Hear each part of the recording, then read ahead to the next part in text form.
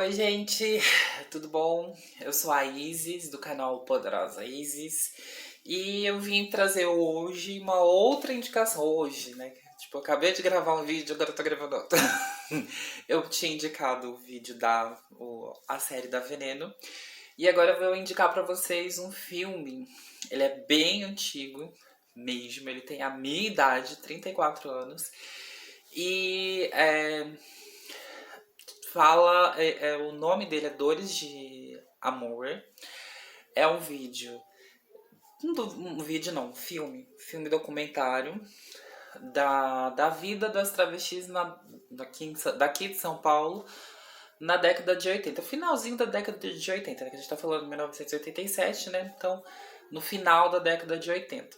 É, tem figuras emblemáticas nesse filme que, assim, são conhecidas e desconhecidas. Acho que desconhecidas do público novo, das meninas novas que não se interessam pelo passado, ou que realmente não tiveram contato, entendeu? Com a história dessas figuras notórias da nossa história. Óbvio que o Brasil é recheado de pessoas assim, né? Cada região tem a sua lenda, né? As suas pessoas lendárias. E aqui em São Paulo, essas mulheres, elas ficaram, vamos dizer, eternizadas pelas suas ações e pelo o movimento que elas fizeram durante o período que estiveram aqui. Eu acredito que todas do documentário já faleceram, entendeu? Não posso afirmar, mas eu acredito que sim. As mais famosas já, entendeu? Eu vou começar. Tem umas que eu não conheço e eu não consegui pesquisar para falar sobre a pessoa em si. Eu vou falar daquelas que eu conheci, li a história, entendeu? E são, acredito que as mais emblemáticas mesmo, em questão de lembrança e de ações que elas fizeram, entendeu? A primeira figura é Andréa de Maio, né? Andréa de Maio, ela era uma cafetina. Sim, ela era uma cafetina, porque isso tá na história dela, né?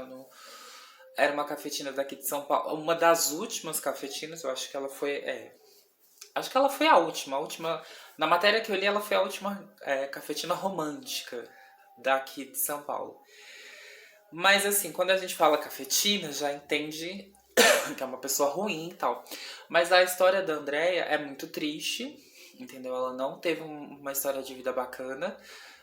Começou aqui. Eu não lembro agora se ela nasceu em São Paulo ou se veio para São Paulo. Mas enfim, a infância e juventude dela não foi muito bacana. Ela foi engraxate. é, E aí, quando se descobriu trans, é, fez todo aquele rolê do silicone industrial, que foi justamente aquilo que causou a morte dela, entendeu? Foi aquilo que levou ela a óbito. Mas ela tinha um ponto muito bacana. Ela era uma militante de fato mesmo. Ela militava pelos direitos das meninas trans, sim, ferrenhamente. Era uma pessoa. Tem entrevistas dela, tem uma entrevista dela do extinto Programa Livre, que contra um político da época, conservador, assim, eu esqueci o nome desse político, mas é uma entrevista babadeira, gente. Ela era uma pessoa assim incrível, eu adoro a história de vida dela. A gente nasceu no mesmo dia, do mesmo mês, entendeu? Praticamente, então tem, acho que essa uma coisa afetiva. E eu não sei, eu gosto da figura dela, eu acho ela, além de tudo, mesmo com toda essa pegada meio, né, transgressora, mas ela era uma pessoa muito humanizada, protegia as meninas, entendeu? Ela ajudava, acolhia. E também pela histórica de vida dela, é uma pessoa muito sofrida, entendeu? E assim, além de ter essa coisa, ela também foi dona de um dos inferninhos mais míticos da cidade de São Paulo, assim, da década de 80. Tanto que Cazuza mencionou ele em uma das suas letras, que era o Val. é, não, não é Valparaíso? Ai, caramba. Ai, acho que é Valparaíso, uma coisa assim. Eu esqueci o nome desse bar agora que eu tô gravando o vídeo, eu esqueci. Que droga. É, mas esse bar é mítico por conta de reunir uma cena underground toda daquela época, entendeu? Era um bar bem precário, como qualquer inferninho que se preze, mas tem essa. Ah, é Val Improviso, gente. Agora lembrei. Val Improviso. Ela era sócia com um outro rapaz que se chamava Val, né? Que dava nome ao bar. E, e ele foi mítico. Aí depois desse bar ela abriu a Boate Proibidos, que já pegou um pouco da década de 90 já, entendeu? E também era outro babadeiro, assim, enfim, ela era da night, né? A bicha era ferrenha. Então gosto muito da história de vida dela. Pra não ficar muito longo esse vídeo, porque eu falei bastante da Andréa de Maio, né? Me empolguei. Além dela, nós temos Brenda Lee. Brenda Lee, quem sabe, quem conhece, quem né, já ouviu alguma coisa sobre ela. Ela foi a fundadora do Palácio das Princesas aqui em São Paulo, que virou uma ONG, que acolhia meninas trans em condições de risco, enfim. Também outra pessoa muito emblemática, militante nesse sentido, entendeu? E que tem essa pegada de auxiliar os outros, assim. É muito legal ver ela apresentando as meninas no vídeo, no filme, entendeu? Ela mostra, fala de todas com muito carinho. Enfim, é uma pessoa que faz falta, vamos dizer, né? Faz falta por esse sentido, porque não, temos poucas, vamos dizer, como ela. Depois da Brenda Lee, a gente tem outra maravilhosa. Essa é maravilhosa até no nome. Claudia Wonder. Claudia Wonder é uma performática, uma atriz, cantora, compositora, transexual, entendeu? Incrível, incrível. Roqueira, gente, tipo, depois eu vou fazer a indicação do filme dela, que é muito bacana. E eu sou suspeita também pra falar da Cláudia, porque pra mim ela é fantástica. Fantástica, assim. Até a história de vida dela também é muito fantástica. Porque ela, na década de 80 era aquele, sabe? Imagina você ter uma transexual na onda do rock. Ela era punk, gente. Era incrível, assim. E ela tinha um show mítico. Pra quem já ouviu falar do Madame Satã, que eu acho que não existe mais. Mas foi uma outra casa lendária também que reunia muita gente da cena underground aqui nos anos 80 aqui em São Paulo. E ela era uma das estrelas da casa, entendeu? Tipo, ela tinha o show o Vômito do Mito, que era uma música que ela não lembro se ela compôs alguma coisa assim que batizou o nome desse show. E era um show que ela ficava na banheira, uma banheira coberta de groselha que simulava sangue, ela jogava no povo inteiro, sabe? Uma coisa de louco, assim. Só anos 80 mesmo, que aqueles anos bagunçados, poderia acontecer esse tipo de coisa. E ela foi uma expoente dessa série transexual, assim. Tem uma peça também dela incrível, que ela substituiu Sônia Braga, olha, que honra, né? Que tipo. E que honra, não. Na verdade, ela também tá à altura também da Sônia. E, enfim, tem uma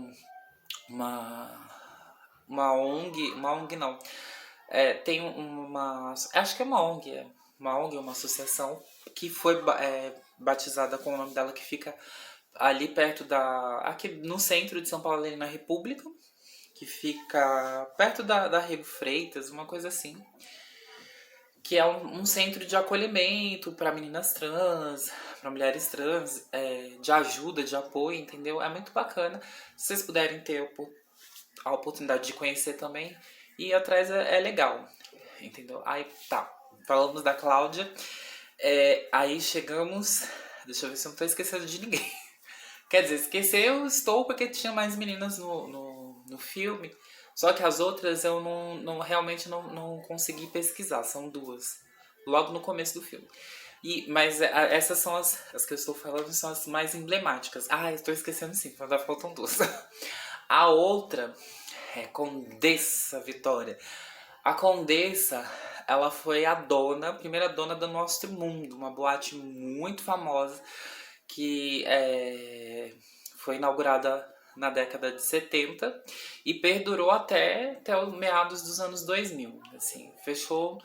Acho que já tem bastante tempo que a gente está em 2020. Ela fechou, acho que em 2010. Eu cheguei aí na Nosso Mundo, mas já na época decadente, entendeu? Ela já estava bem. Não era uma boate da cena em si, mas ela foi uma boate lendária e a Condessa era quem comandava esses shows com travestis, transformistas, entendeu? Muita gente foi descoberta da cena LGBTQIA+, dessas épocas lá na Nosso Mundo. E a Nosso Mundo era meio que rival de uma boate muito famosa que era medieval e depois se tornou Corinto, que é da Elisa Mascavo. E é muito legal. A Condessa era. Como eu posso falar sobre ela? Era uma mulher elegante, vocês vão perceber no filme, ela é muito elegante, sabe falar muito bem, entendeu? Tem um porte muito bacana e assim, não se tem muito da história de vida dela. Eu não cheguei a pesquisar um pouco, eu até preciso. E tem vídeos, tem coisas no YouTube sobre a história de vida dela, entendeu? Mas ela conta um pouco. E é uma personagem mítica por conta dessa coisa da cena LGBT e quem é mais de balada, essas coisas, porque ela foi uma das pioneiras, entendeu? Nesse sentido. E a Condessa, ela era a promotora, alguma coisa assim, oficial de justiça. E ela largou a carreira toda dela que ela tinha, muito segura, pra investir na noite e assim, realmente teve muito sucesso, assim. Eu não sei do que ela morreu, porque como eu disse pra vocês, eu não pesquisei a vida dela, mas é uma figura muito importante, assim, interessante da gente buscar e querer saber um pouquinho mais. A última do vídeo, agora sim, realmente a última. Ela é o que eu posso dizer? A Thelma Lip, ela aparece no filme e, né, tem até um caso muito bacana sobre esse filme que, tipo, o diretor, ele se apaixonou por ela, porque ela realmente era uma mulher estonteante, maravilhosa, entendeu? Era realmente muito bonita e muito natural as formas dela, até por ser uma mulher transexual, entendeu? Ela tinha uma passibilidade muito latente, entendeu? E era impossível não se apaixonar por ela, porque ela é muito bonita. Só que ela tem uma história de vida um pouquinho triste. Ela surgiu como uma resposta como uma suposta rival, ela era uma resposta daqui de São Paulo, para Roberta Close lá no Rio de Janeiro. Porque a Roberta é do Rio de Janeiro e a Thelma Lippe é aqui de São Paulo. Então, tipo, como tem sempre essa rixa, São Paulo precisava também ter a sua mulher, sua transexual mais bonita. Então ela era a rival da Roberta, assim. Só que eu acho que ela não teve tanto burburinho. A Roberta, ela foi realmente um fenômeno e alcançou níveis níveis maiores do que a Thelma. A Thelma foi jurada do extinto programa Bolinha, que era meio que uma cópia do programa do Cassino do Chacrinha, entendeu? E até acho que tem um rolo que ela tinha um caso com esse tal desse Bolinha, uma coisa assim. Enfim, eu já li alguma história sobre esse assunto, mas não sei se é verdade, eu acho que não. Acho que aí é muita fofoca e muita lenda, né? Mas ela foi uma modelo, assim, muito badalada. Só que com o tempo, essa coisa da transexualidade na década de 80 era uma coisa assim, né?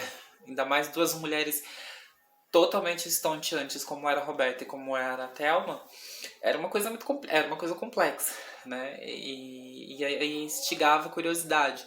Só que depois disso começou a declinar esse tipo de coisa. Não era mais assim uma coisa do outro mundo. Elas chegaram, tanto a Roberta, a Thelma fazia capa de revista, mas acho que a Thelma não foi pra Playboy. A única que foi a daquela época foi a Roberta Close. Mas ela fez muitas capas de revista nesse sentido, no masculino, olha, no e tal, revista masculina e tal. Enfim, só que é uma outra história triste, porque com o declínio dos convites, ela meio que ficou. Foi acabando, enfim, esse burburinho da mídia. Ela entrou num processo de depressão, entrou pelo mundo das drogas e ficou muito mal. Até ela fazer um processo de reabilitação e tal e voltar para a cena de novo, entendeu? Ela chegou a fazer um retorno, só que aí ela foi selecionada para fazer o filme do Carandiru. Ela ia fazer a personagem Lady Di, que tem lá, né, que é uma travesti. Só que preteriram colocar o Rodrigo Santoro no lugar dela, por causa do nome e tal, entendeu? E aí ela caiu numa outra depressão e aí desistiu completamente dessa questão transexual, tornou-se reclusa e cortou os cabelos, acho que fez cirurgia para. Ela chegou a fazer cirurgia para retirar as próteses mamárias e por uma complicação do destino ela veio a óbito, entendeu? Acabou morrendo.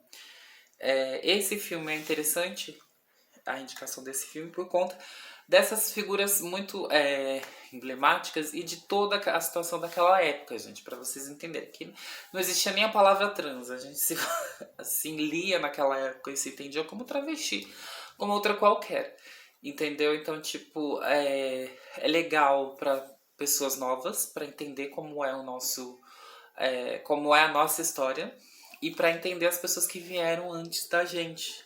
Isso é muito legal, né? Se vocês tiverem oportunidade, assistam. Esse filme está no YouTube. Ele está completo, ele tem 1 hora e pouca de duração. É muito interessante. E quando vocês assistirem, aquele tradicional que já deixem seus comentários aqui, o que vocês acharam, quais foram as impressões, para a gente poder ter uma discussão sobre esse assunto. É muito interessante. Eu acredito que quem assistir vai gostar do conteúdo, né? E aí só não esqueçam de deixar aqui as impressões que vocês tiveram dessa indicação que eu passei pra vocês, tá bom? Um beijo e até a próxima indicação.